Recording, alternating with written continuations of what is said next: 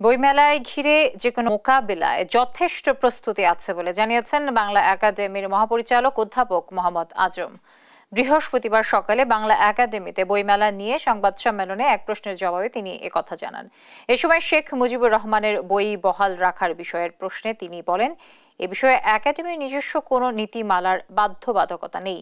সংবাদ সম্মেলনে লিখিত বক্তব্যে অমর একুশে বইমেলা পরিচালনা কমিটির সদস্য সচিব সরকার আমিন বলেন, এবার অমর একুশে বইমেলার আয়োজনকে পরিবেশ সুরক্ষা সচেতন ও জিরো ওয়েস্ট বইমেলায় পরিণত করার সিদ্ধান্ত দেওয়া হয়েছে। আগামী 1 ফেব্রুয়ারি থেকে শুরু হতে যাচ্ছে অমর একুশে বইমেলা। এদিন বিকেল 3টায় বইমেলা উদ্বোধন করবেন অন্তর্বর্তী সরকারের প্রধান উপদেষ্টা ডক্টর মোহাম্মদ ইউনূস। আমাদের যথেষ্ট পরিমাণ প্রস্তুতি আছে। আমরা সিকিউরিটি পুরো ব্যাপারটার সঙ্গে মিটিং এর পর মিটিং করেছি, রাষ্ট্রীয় বিভিন্ন বাহিনী এমনকি মন্ত্রণালয় ইত্যাদি মিটিং এর পর মিটিং করেছি এবং এই ব্যাপারগুলো মাথায় রেখে আমাদের সিকিউরিটি ফোর্স গুলো তাদের যে পরিকল্পনা সেটা সাজিয়েছে।